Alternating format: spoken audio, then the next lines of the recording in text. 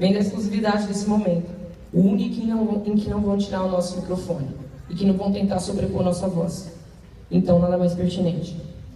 Ter espaço para falar e para ser de fato ouvido é um privilégio de quem vence uma disputa de poder no mundo de disputas covardes de poder. Covarde porque está claro o lado que sempre ganha. Não é a aluna ou o aluno que vai ganhar, não é a mulher, não é a negra ou o negro, não é o pobre, não é a gorda ou o gordo, não é quem não tem ensino superior. Melhor ainda se for numa universidade pública. A gente que como o Jut já ironizou, é geração Y, para frentex, vamos mudar o mundo e gostamos de igualdade entre as pessoas. Vocês, por causa desse lindíssimo diploma, nos tornamos privilegiados. Não importa qual o nosso passado. Esse diploma e a experiência de ter estado em uma universidade pública no Brasil são um privilégio. E que a gente não deixe esse privilégio nos cegar demais. A gente vai ter que colocar ele de lado quando necessário, para enxergar algumas coisas com mais clareza, porque o poder que ele nos dá, com certeza, vai dificultar completamente nossa humildade. Tem uma citação de uma autora nigeriana maravilhosa, ela arrasa, lacradora, Chimamanda Ngozi Adichie. Ela nos alertaria nesse momento para ter cuidado com o poder. Nas palavras dela, o poder é a habilidade de não só contar a história de uma pessoa, mas de fazê-la a história única e definitiva dessa pessoa. E é fácil criar uma história única sobre os alunos. É só mostrá-los como uma coisa, uma única coisa, repetidamente, e vai ser o que eles vão se tornar. Universitários que questionam provas porque não querem estudar para as provas. Universitários que questionam demais avaliações objetivas porque não querem ler os textos para elas. Essa história única, que é criada sobre alunos em geral, gera estereótipos. E como diria essa autora nigeriana, o problema com estereótipos não é que eles sejam sempre mentira. Às vezes eles não são de fato. Mas eles são completos, exatamente porque fazem uma história se tornar a única história. E essa não é a nossa única história, tampouco a dos nossos alunos. Falta comprometimento da nossa parte, muitas vezes falta sim, isso tem que ser pensado.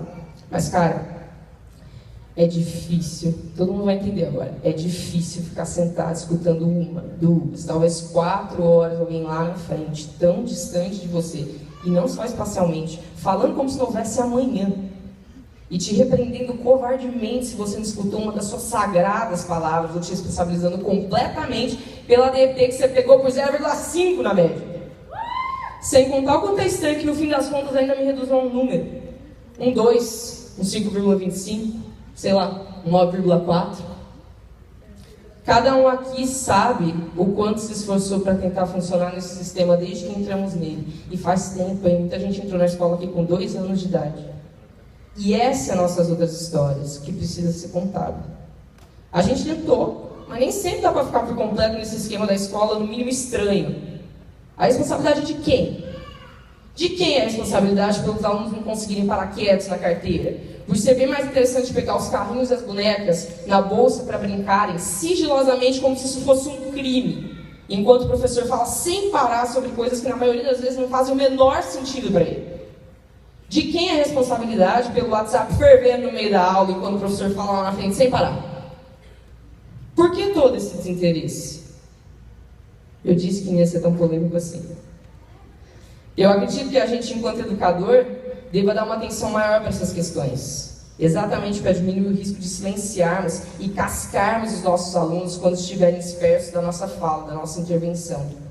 Para diminuir o risco de nos sentirmos autorizados a usar uma lista de presença, às vezes com foto, cara crachá, chamada oral, para legitimar uma sala lotada no nosso monólogo enfadonho. Porque é sedutor demais fazer isso, usar esses artifícios. O poder é muito sedutor, a gente sabe, é mais sedutor que todas nós, sábado, naquela festa. Enfim, eu só queria fazer o apelo da gente não esquecer de tentar sempre construir com todo o coletivo envolvido no nosso trabalho um espaço que seja realmente gostoso e gostoso para todo mundo. Para a faxineira, para os animais que estão no lugar, para os alunos, para os professores, diretor, coordenação, enfim. Para cumprir aquilo que a gente está se propondo, nos reinventar o tempo todo. Eu não estou dizendo que isso deve ser fácil, como é fácil falar tudo isso aqui. Nem é tão fácil assim, minha perna direita está tremendo um pouco. Mas que a gente sempre tente.